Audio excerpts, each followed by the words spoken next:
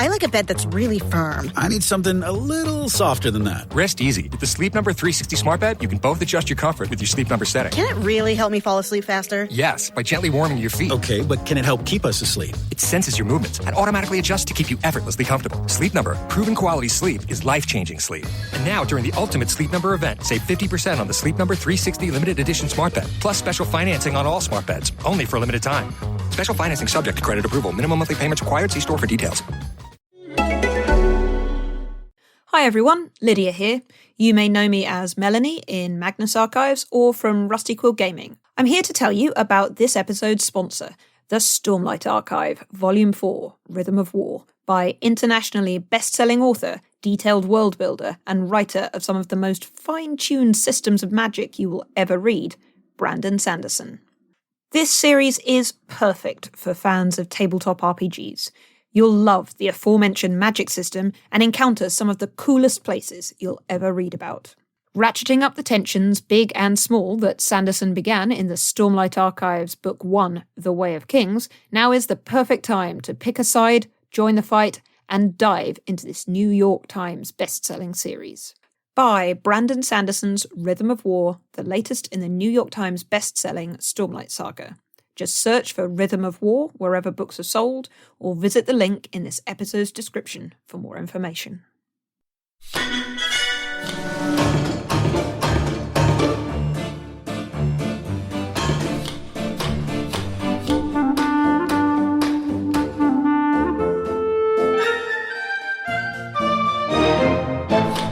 Welcome to episode 175 of the Rusty Quill Gaming Podcast. I'm your host and GM, Alex Newell. With me today I have Ben Meredith, Bryn Monroe, Lydia Nicholas, and Helen Gould. And who you're playing? Zolf Smith, Hamid Salaharun Al Tahan, Sel Sidebottom, and Azu. It is still nice to hear people's proper character voices coming back. It was a long, arduous period, and I didn't enjoy it. I have to admit. How many episodes was it? It wasn't that many episodes in the end. Felt like forever. I mean, it was months because of a long recording break. I did actually have to have a think because I've been listening to those episodes and I was like, wait, hang on. I still think the bit of Alex playing Carter as a kobold, doing an impression of Barnes as a kobold, is honestly the most impressive bit of voice acting I have ever heard. Yeah. Oh, well, my thanks. The trick is it's actually just me doing impressions of myself. That's the secret is it's just all impressions of me. But that is a sign of good choices over a long period of time. You know. Well, I feel Alex I feel all the way down. Yeah, I feel slightly bad though in that I'm coming in on a slightly chipper note, despite obviously the end of last episode being quite a low point. Oh God, yeah. Well, I mean, the end of last episode was better than the middle. This is true. The middle was awful. But now we have hope. As a pickup of where we left off, we now have a new friend? Question mark? And we are currently dealing with the deaths of Carter, Sasra, Nick, and Wild. I am going to be picking up immediately where we left off, which is with the conversation between the new stranger and Sel, with Hamid listening but currently not assisting in the diplomacy thereof. And I think, honestly, I'm pretty much just going to need to pick up, broadly speaking, exactly where we left off, unless anyone has any objections. Mm-hmm. Okay. As this conversation has been going on, Earhart has sort of seen the approach. I mean, it was hard to miss. It was like an enormous 40-foot or whatever eagle turning into a person. Like, you know, it's hardly subtle. Subtlety was not on the cards here. And Earhart is walking over to effectively to find out what's going on. And I will say Earhart rocks up more or less just as the conversation at the end of last episode reached its peak, where it's Sel effectively talking about, you know, whatever it takes, etc. At that exact moment, Earhart's there. So, who's this? Sel turns around. This is a friend from the Earthsign people. They have access to resurrection magic, so we can get going with fixing all of this. There doesn't need to be a disaster. It's actually all. This time, everyone is going to get to walk away, and we get to keep them. So, if you could just give me a second. Friend, I don't think we've introduced ourselves. am Seliquillathorn Sidebottom, they, them, and you? Yes, we are Shora, the Elder. I would ask that we might need to halt these introductions lest we waste what little time we have. This is not meant as an insult, of course. No, it is of course. I love it. Speed, yes. Practicality, new best friend. Sorry, I mean, I know I may not be your best friend, but just sort of taps you on the shoulder. Sel, yes. a word?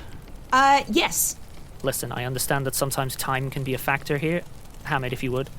I seem to believe that you can understand them as well. Yes, I think so. Very well, both of you with me, quickly.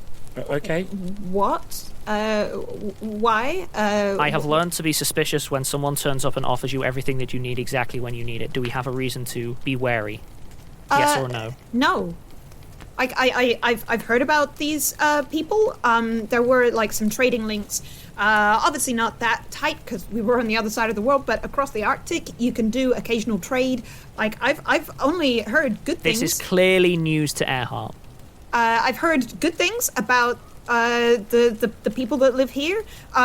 It's going to be really interesting seeing one of their cities. I mean, Mr. Tahan, same question. Cities? Yeah.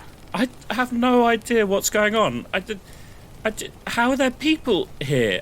And there's people everywhere, Hamid. Resurrection magic? Okay, I don't need questions, I need answers. Apologies, Mr. Tahan. Right, Sel, I need you to vouch for these people if I'm going to make this as a decision. I mean, I haven't met them personally, like as a group, but if they truly are the Ursuline people, then I'd vouch for them as much as like I would any other group of people that I just met and clearly have extremely strong magic, and so found us and offered what we need when we need it. Then I would ask that you can act as diplomat in this matter. You're obviously more experienced than the rest of us in whatever is happening here. Find out what we need to do. Find out what needs to happen. I don't want to close this window. Sure. This is essentially an engineering challenge. It's just that you're engineering people and magic and the forces of life itself. So we can talk to the new person, yes. Ask what the new person needs in order to facilitate the changes that are required so that we can resurrect our fallen teammates. Yes, we're gonna do this. We're gonna do this, Amelia. We're gonna actually do this. We're gonna then actually do this. Fix it. Go. Right. Yes. Sorry. Yes. Right. Hello. What do you need? We will need two things. First, your patience, and the second, we will need your trust when the time comes. Well, yes, you can use me. Just you can bring our friends back.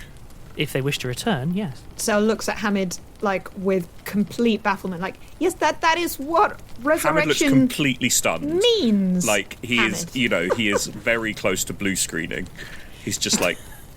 I would suggest that you all take this time, sit, eat, and prepare yourselves for another journey. Do you mean like just because that sounds like something that could be a metaphor? So I just do you mean a journey on the ship, which is slightly crashed, or do you mean we will see if we can save your vessel, or do you mean a journey into some kind of onto a different plane to rescue some souls, or a different journey entirely? I mean, I don't know, journey to the center of the earth, whatever you need. They stand there and tilt their head. Yes, I shall return. They turn around and start heading off towards the trees. What should we do with the bodies? Well, that's a good question. Keep them safe. Protect them from the elements. I will not be long. Right, yes, okay, I remember this. You have to keep them warm because they won't keep themselves warm. So, we should make, like, They a fire. walk off towards the trees. Yeah, like, Sel is talking to Hamid. We make a fire, and we wrap them up warm, and we hold them and keep them safe until we can go and fetch the bit that is them to plug back into the bit that is body and make everything work. And make sure that we get them in the right body. I don't... Okay, right, let's, okay. Just a slight, admin question. We know that resurrection is possible and it's just banned magic, right? That came up with the Heart of Aphrodite. Yes. Okay. Yes. I'm just making it's sure also that we're aware of those. even though it's banned magic, it was incredibly rare even prior. Yeah, it's difficult. Mainly for two reasons. Right? It's it's two reasons. One is it's incredibly specialised knowledge, and it is ludicrously resource intensive. That's fine. Because the issue It was is diamond dust in... Yeah, it is literally stuff like that. It's something we know is theoretically possible in our metaphysic. Oh, yeah, Fine. yeah. This isn't beyond possibility. I'm not questioning that. I was just making sure that we were OC aware. I don't think we need to spend more time I on would that. say that it would resonate with probably everyone apart from Cell, that even assuming that it's allowed, the offer of 4 resurrections from a stranger is beyond reason in a sort of logic sense. Like that's a generosity that makes no sense. Just in terms of resources, you've basically said, yes, we'll put an entire city at your disposal with no reason whatsoever. It's odd from a reading from where your characters' backgrounds are, let's say. I would like to suggest that Azu has noticed this. Oh yeah, that's fine. To be clear, no one. This hasn't been an unnoticed conversation. It's You mean just a house-sized they eagle? have actively been speaking a completely different language.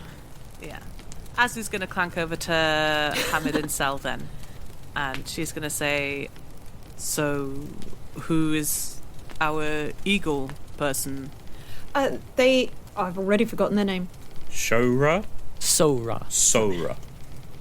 So that was the lovely Sora, who is going to help us fix Cell Gestures. This, with like some resurrection and some engineering help. It's going to be fine. Cell says there's a whole group of people who live here. So Sora introduced themselves as a member of the Ursons. And Cell has said that back when you were back in America, the people you lived with traded with these people. Yeah, I mean, not necessarily the town that I lived with that much directly, because obviously we were like a trading port that was quite Eastern focused. Like so. In the background, an enormous eagle leaps into the sky and flies off into the mists. Carry on. Like my father was from London, so and we lived on the coast in New Greenwich, and but my mother's people, they knew of knowing of people that knew of these people. So that's as good as being close friends, Okay. Really. Yeah, but I mean, all of this is a lot to take in. But how are they going to do resurrection? We had to go and get... Do you think they have relics? Earhart steps in at this point, obviously having been hanging around. These are all valid questions, but we're also... So what actually needs to happen? You haven't said. We basically asked you to ask, and then we're into a discussion of the nature of culture. They said that we need to keep the bodies safe. So I was saying we need to start a fire, and we need to keep the bodies warm, because they won't keep themselves warm, and so you don't want them to freeze. None of this makes sense to me. Now walks off and starts coordinating other crew members to basically erect what is effectively like a tarp over them. Yeah. Raised, not just laid over the top, warm and tent. basically starts getting people doing stuff in the background. None of this makes sense to me, but if there's a chance, I guess we have to try? Obviously, but I don't really see what doesn't make sense. Were you not expecting to meet people? No.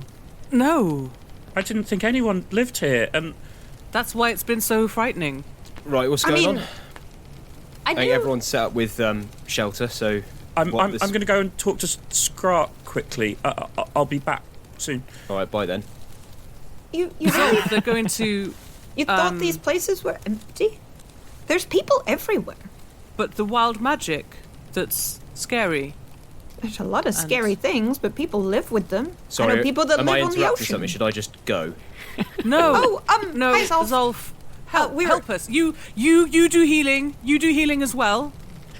Please, someone tell him. What is happening? They're gonna bring them back to life. Sora's helping with Carter some and Mick and resurrection. Sasha. Yeah. Okay.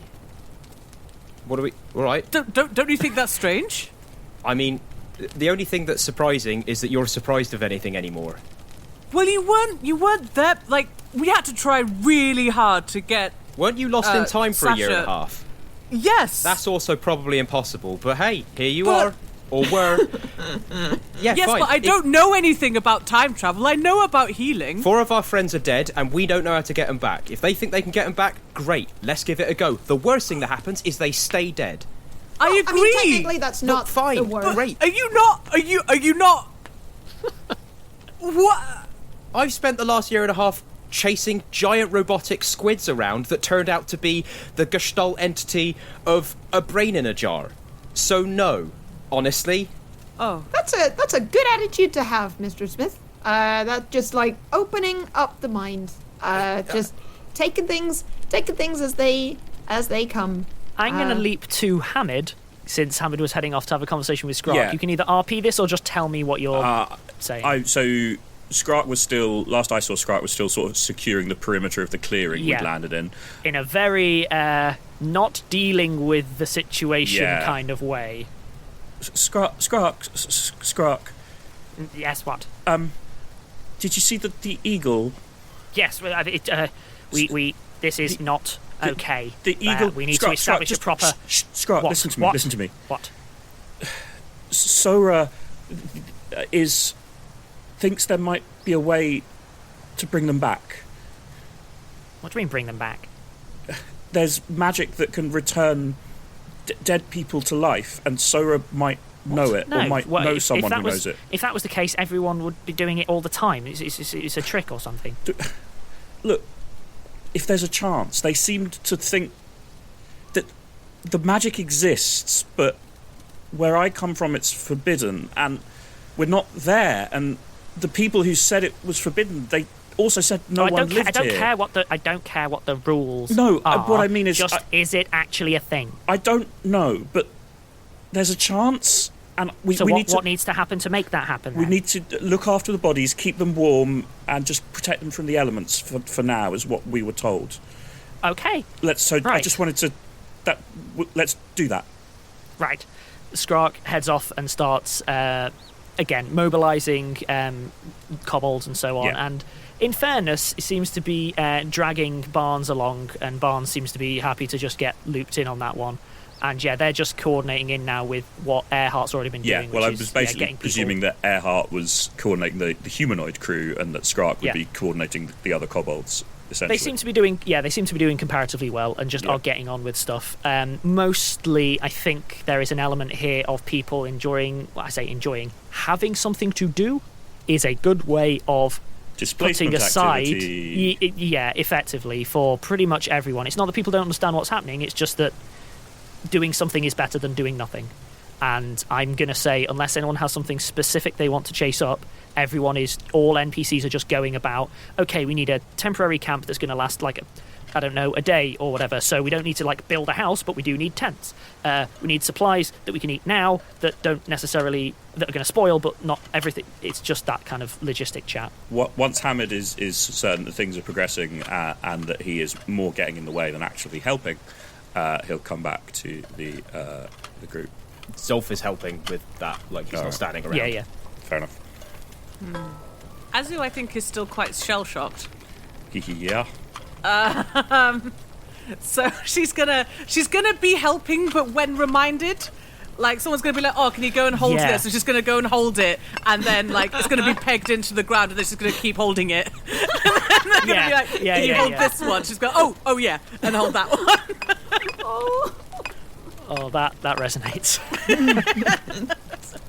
Hamid will cast a bunch of Endure Elements on anyone who looks like they're struggling in the snow. So that's actually quite a useful one, which is, it's a good job that people set to lighting a fire quickly, because it is clearly you're in a minor bit of respite in an otherwise very cold landscape. I don't know how else to put it.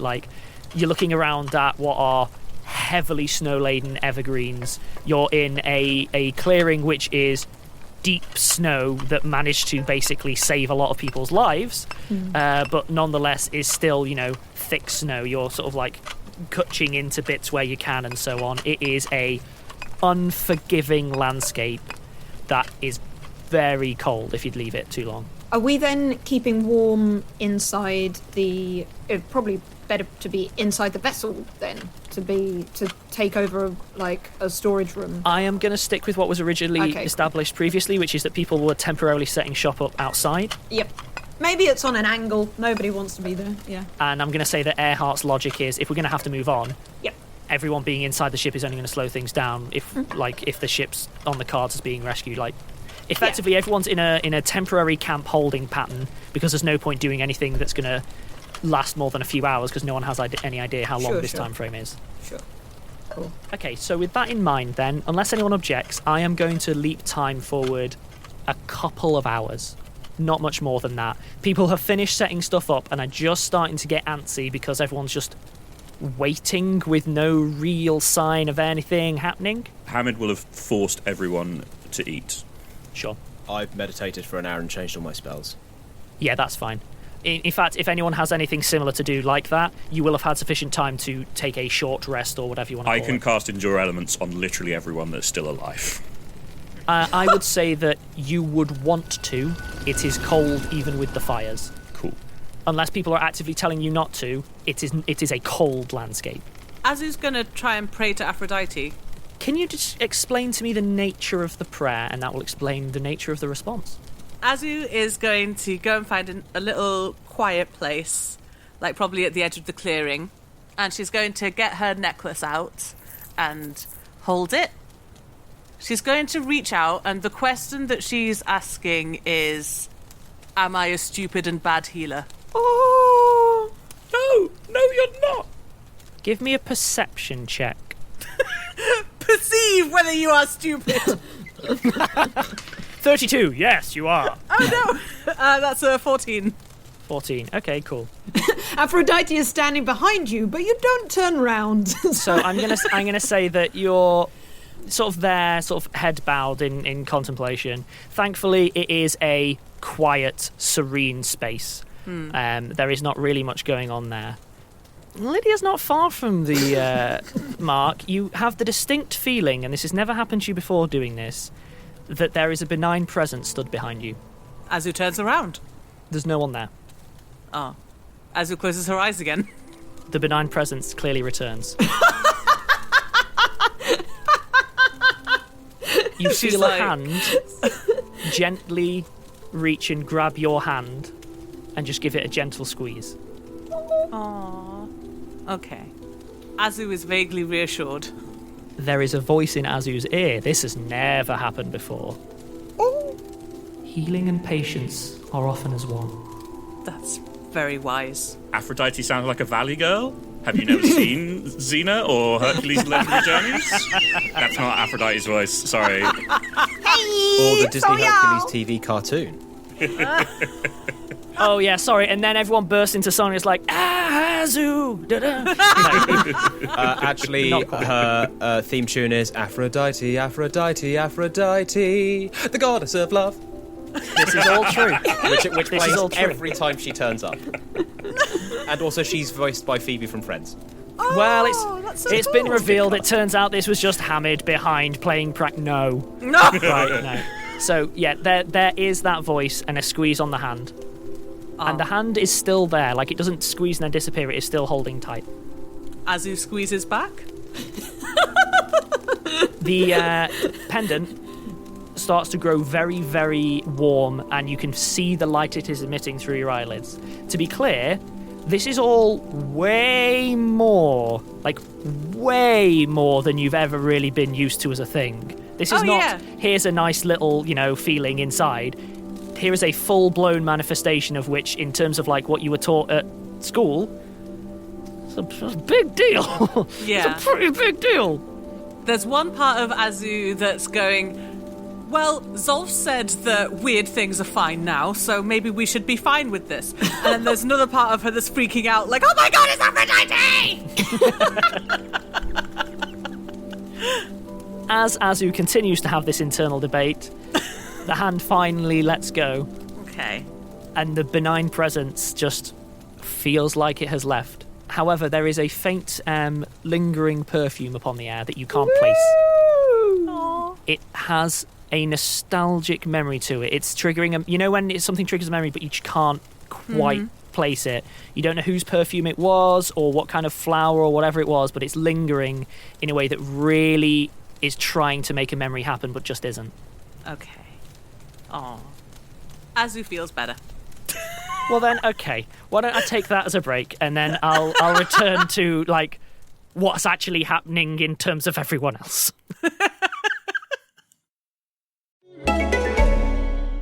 I like a bed that's really firm. I need something a little softer than that. Rest easy. With the Sleep Number 360 smart bed, you can both adjust your comfort with your Sleep Number setting. Can it really help me fall asleep faster? Yes, by gently warming your feet. Okay, but can it help keep us asleep? It senses your movements and automatically adjusts to keep you effortlessly comfortable. Sleep Number, proven quality sleep is life-changing sleep. And now, during the Ultimate Sleep Number event, save 50% on the Sleep Number 360 limited edition smart bed, plus special financing on all smart beds, only for a limited time.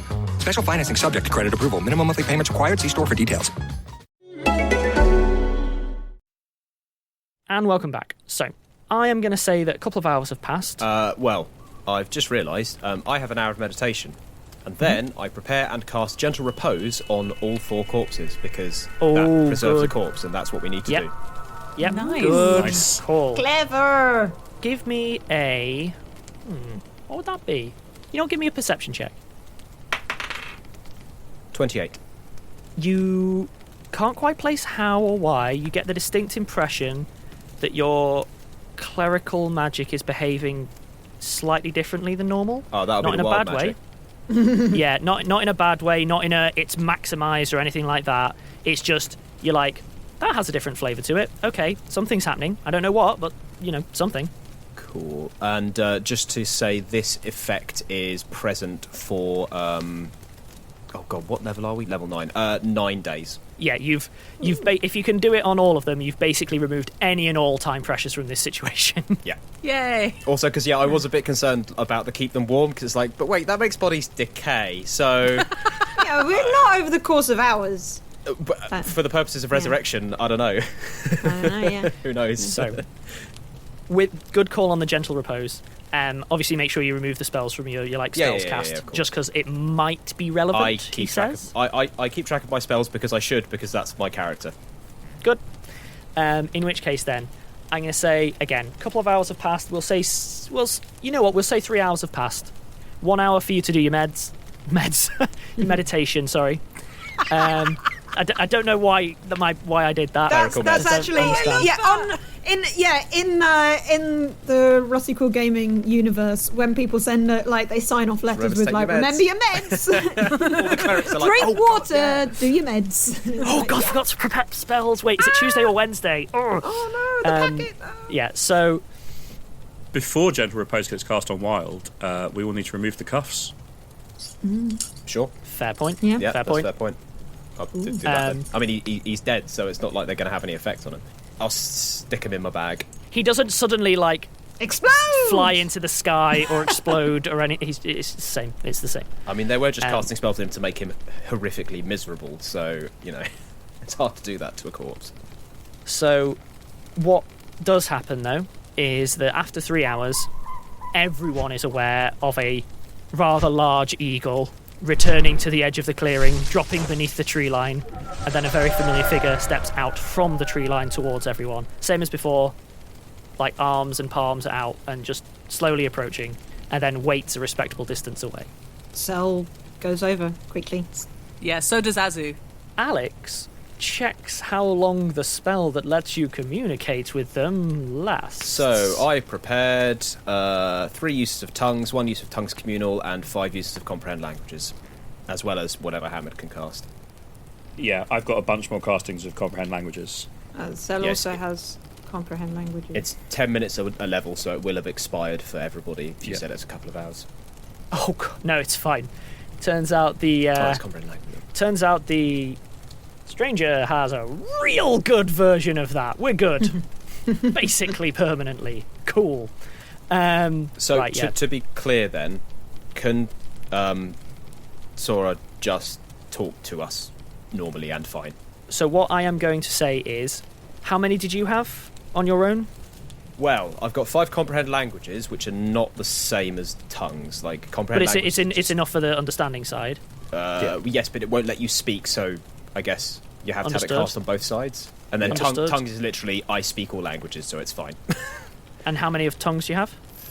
Well, I've got 3 normal and 1 tongues communal, which is as many targets as I want, but the duration is split between the targets. Yeah. So I could do 9 people for 10 minutes. Can I suggest that you use tongues on all player characters, and I'm happy to have NPCs covered by equivalents like comprehend languages, just for my own ease. Cool. I don't have enough tongues to go across all players. How long do you want it for? This is a convenience thing. From my perspective, stuff can just move on without this. However, it is going to be an element of translation and annoying. Exactly. It's boring admin. I don't know. Look, tell you what, I'll just say, I've spent them all. It's gone. Great. Let's just not worry about it anymore. Because this is an interesting audio, right? I just love the combination of Ben. I need to know exactly how many people I'm casting a spell for. Well, this. Nah, screw it. Everyone has it. Well, it's because I'm interested up to the point where it becomes boring, and then I'm not interested anymore. I am going to proceed because it just so happens that this person, he double checks one last time, can easily sort this for most but not all, and we'll say that your spells are filling in the gaps. Fine. Job done. Cool. All right. But it is one that has to be done one at a time, and it's that thing with the fingers on the forehead of the other person, and then it's just as if you're speaking the same language. I have come with good news. If you are all prepared, we're able to take the next step. Yes. What is it? Yes. Teach me. You will wish to gather your things, prepare your vessel as well you can, and prepared how? What do you mean? Put all the bits in it? Get the sails back up? What do you want? Yes. It won't fly on its own, or will it, Sal? No, not like this. Yeah, they're being super enigmatic and mysterious, so I assume they're going to do some magic, but I want, yes is not a helpful answer, I'm sorry. What do you want us to do? There are many ways to prepare a ship. I apologise. You asked a question. I meant to answer that question. You said place the parts of your vessel together within the vessel. Yes, that should suffice. Right, so not the sails bit. Whatever. Yeah, fine. I'll go do that, and I'll start ordering the crew to put all the stuff in the vessel. Sorry about that. It's just a difficulty in communication.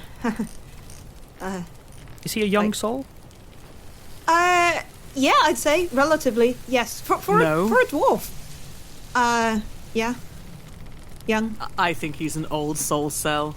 I don't think that's really what. I don't think he's going to get less grumpy over time. Is what we think. But he's good. He's good. Yes, he is. Hello. Hello. I'm Azu. Greetings, Azu. I am Sora, the Elder. Hello, Sora. Azu does a kind of bow. Elder Sora, you are offering our group a great kindness and great service. Is there any way we can repay you for this? Where I come from, resurrection magic is very expensive and impossible. But even beyond that, if you're helping us with our ship, if we can do anything to thank you or your people. They seem slightly confused by the question. There will be time to talk soon. Do not misunderstand. There will be prices to be paid, but they will not be paid to us. Oh, okay. Oh, that's very kind of you. Amazing, actually. Again, they just seem really confused by this as a stance. I think what my friends are saying is that where they are from, resurrection is extremely difficult to do. So it's confusing or even worrying to them that it would come offered for free, because there's an assumption that there is an extraordinary cost. It might be very difficult for you or your people, and so they want to know what that cost will be and how to possibly repay. As I've said, I will work off any debt, and honestly, I can be extremely useful. You won't have to do that alone, sir. We'll help as well, obviously. They smile and hold up a hand and say, "Forgive me. We will have excellent conversations, but I fear now is not the time." Yes. They hesitate. and then gesture for all of you to come near, kneel down and place their hand on the earth. Okay, Azu mimics them. I'm going to skip the perception check because you'll get there eventually. Anyone who is doing so, there is the ever so small and faint distant in the ground. Little. Think cup of water on the dashboard. T-Rex. Ripples going from the outside in. She gives a smile and stands. Something massive, really massive is approaching. Like, feels more like tectonic activity massive. One quick clarification. You've been using Yes. she and they interchangeably, so Ra's pronoun she, they? Yes, Right. So, what do we do? we wait. Grand. Good. All right. Cool. Okay. Yep. There's another... Yep. Waiting. Waiting's fine. Yep. Very, very distantly, there is the sound of a disturbed flock of birds flying off into the sky. You cannot see anything through the haze, mist, and at this point, small amounts of snow that's starting to fall again. What is it? Home. Cell looks extremely excited, but is not like. Oh, I'd hope. I would gather your people and calm them. Hey, everyone. It's all The gonna be shaking okay. is expected, then? Oh, yes. Okay. Do you want to come up here with me, Hamid? Okay. In case, just because you might fall over, it feels like. It's now the point where it's like, oh, stuff's like moving around the camp. Yeah. You know, stuff's rattling a little bit. There's definitely the sound of like breaking trees and so on. Cell is vibrating with excitement. Right, tie it all down. At which point, something massive sweeps through the mists and fog and so on in a astonishingly quick speed, a way that something so large should not be able to move. And for a moment it looks like, I don't know, maybe like a huge bear is just rocketing towards everyone. And as you have time to recognise that, you realise, no, this is a paw. Just a paw sweeping across. It just disappears into the mists above and just plants itself a short walk from the clearing. It's not like right next to you or anything. It just, as if from nowhere, just plunges out of the cloud and mist and just plants itself in the ground a short walk from the clearing. Hamid fails to suppress a yelp. I'm not going to bother with the roll, but think reflex saves to not fall over. Like a whole flurry of snow suddenly sweeps out from it and just covers everyone who was facing it. Oh! We saw the skeletons of those things up in the mountains. Back that way. You came from the south then? Yes. Yes. A shame that this is your first impression. It's our only impression. Well, not anymore. They gesture towards the enormous building-sized toe that's comparatively nearby. No, I suppose not. Oh, Do we- word? Oh my word! Cell we is get on extremely it? excited. Always you are rushing. You must wait.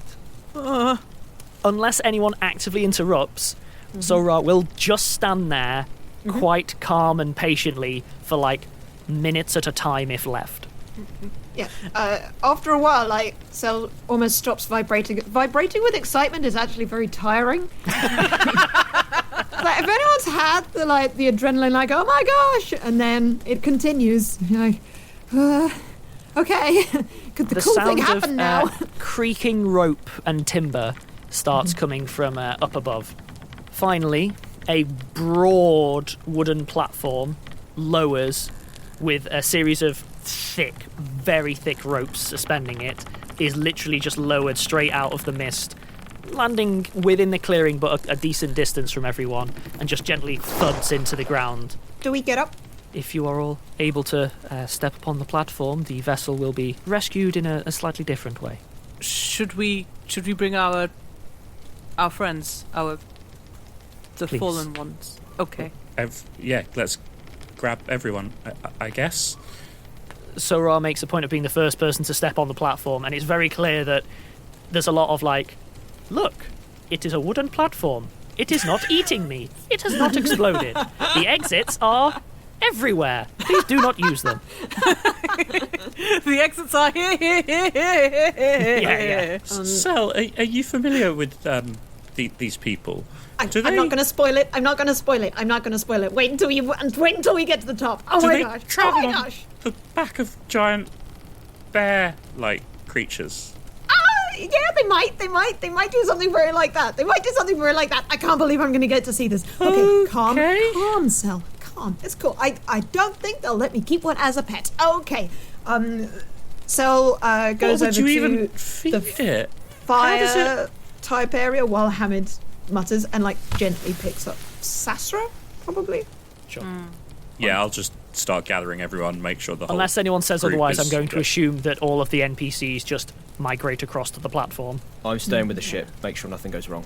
At which point, then, I would say that Sora would, pause for a moment and just step across to Zolf going, the journey with your vessel will be a slightly less comfortable one. Is this okay with you? Yeah, should I tie myself down or something? I would advise that, yes. All right, fine. Tie myself to the wheel. Makes no difference. We will ensure that you are brought as close to your companions as we can manage. Yeah, fine. I can walk, unless you're thinking of throwing this thing away. Only if you would ask us to. No, thank you. Is Earhart also going to stay with the ship? And this is where Earhart comes in. You keep beating me to my own dramatic beats. I love I'm really it. sorry. Cut me out. Well, that'll make 2, Mr. Smith. You know the protocols. Yeah, I don't think there are really protocols for this exactly. I don't think they've written down this one. I meant more, Mr. Smith, that I sort of have to stay with the vessel. That's the thing. That's the captain deal. You know this. Yeah, fine. Do you want me to tie you down, or are you going to tie yourself down? I will protect myself. Thank you very much, Mr. Smith. All right, fair We'll enough. see you both soon. Yep. Be careful, both of you.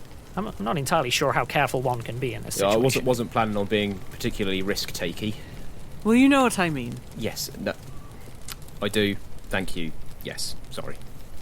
Okay. Earhart just goes to the ship. I'll also do that. I am going to stick with the rest of the group then. Everyone aboard? He asked metagame in a sort of slightly weird way. Who is carrying who? Because I'm assuming that Hamid might be able to carry Mick, but maybe Barnes would? I am going to be saying that effectively they've been laid out on the platform with everyone. The platform is big. Okay. It isn't like a squeeze. This thing is 30 feet by 30 feet. Solid wooden timbers. Would make a solid foundation for a cabin. Big. Okay. Cool. I just wanted to know if we were if we had to be making sure they wouldn't roll off or anything like that. So holding them close. I'll say that they're laid easily in the middle and there's still enough space for everyone to surround without having to be all up in each other's space. All right, cool. At which point Sora steps on, hold on, and then closes her eyes. And then with a little judder, the platform starts to rise into the air. It's a very smooth process, and for a decent length of time, all that can be heard is the twisting of the rope overhead. That sort of. Thankfully, there doesn't seem to be too much wind. I would say that there's the occasional gust which shifts it just that little bit and then swings it back. But thankfully, it's that heavy that it isn't just getting caught in the smallest movement or anything like that. It is taking a small while. To all intents and purposes, you are now on a platform hanging in a misty void. Sora is characteristically standing there, comparatively still, saying nothing. Sel was just going to start saying to kind of Hamid and Azu, so, did you really think that no one lived in places that... I mean, That's... I guess I hadn't really thought about it that much. I sort of...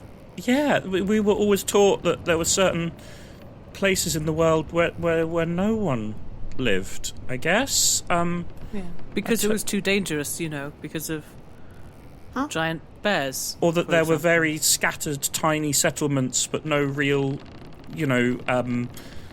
I wonder who was trying to hide this from you. At which point, the platform breaks the cloud cover that you plunged through during your crash landing into properly more bright sunshine.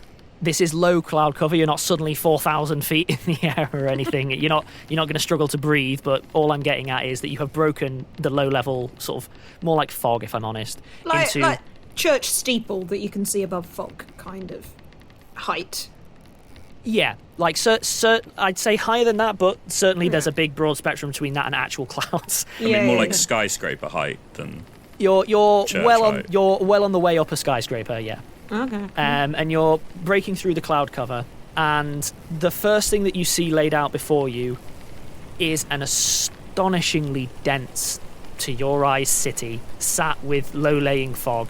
Oh my god! It is at the level of the fog. It is primarily buildings of timber, with the occasional stone building laid out. It is a very, very dense city, one whereby it is almost all alleyways and it is almost all building like streets and then a walkway above that walkway and then a third walkway above that walkway. And it is like nothing you've ever seen before. So did you know this was gonna... They don't just travel, they just live on the back of a... What? Cell's just incredible. Their grin splits their face. Like I never thought I would see one. I never thought that in my I had a picture book. I had a picture book when I was a baby. We had a drawing of it. It's even better than that. It's even better. It's even more amazing. And I think I'm going to end the episode there.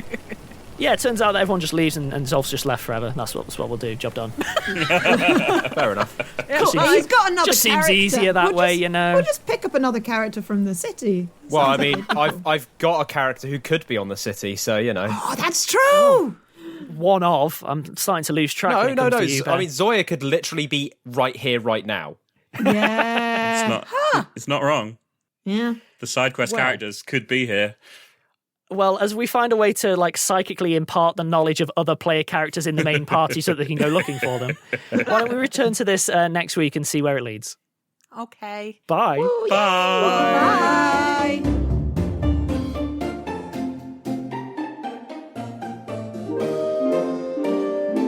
Rusty Quill Gaming is a podcast distributed by Rusty Quill and licensed under a Creative Commons Attribution Non-Commercial Share-alike 4.0 international license. Today's episode was directed by Alexander J. Newell and produced by Hannah Preisinger.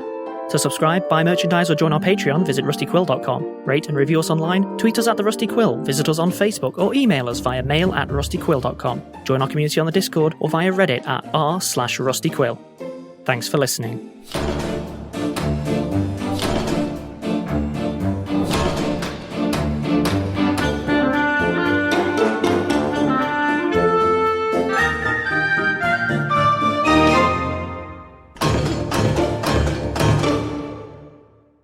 Hi everyone, Alex here. I'd just like to take a moment to thank some of our patrons. The Guest, Fiona Porter, Archimedes 871, Shiv, Annabelle M, CJ, Cowboyhell, Timothy LaGrone, Jen Amico, Sean Hurley, Monstrous Venus, Madeleine Wenc, Hyst, Plim Flatterband, Daniel Prehm, Charlotte Farquhar, Catherine Cerny, emrys, iriki, Miles Frankel, Deirdre, Leah F, Kat Lancaster, Erica Silva, Rebekah Paerels, Julian Sanchez, Leah Hunter, Kiri Baildon-Smith, Bonnie Jo McLeod, Noah Jamie Remus, Emily Clifford, Ruby Mitchell, Carol McPherson, Jules Schaefer, Bradley Allen, Azra, Jasper Vega, Audrey Salo, Nora, Sarah Clark, Georgia Wilson, Clouder of One, Abby G, Elliot G. Grace, Ziki Zay, Harley Powell, Alandria, Rowan Kriegbaum, Ty, Colleen Moore. Thank you all. We really appreciate your support. If you'd like to join them, go to www.patreon.com/rustyquill and take a look at our rewards.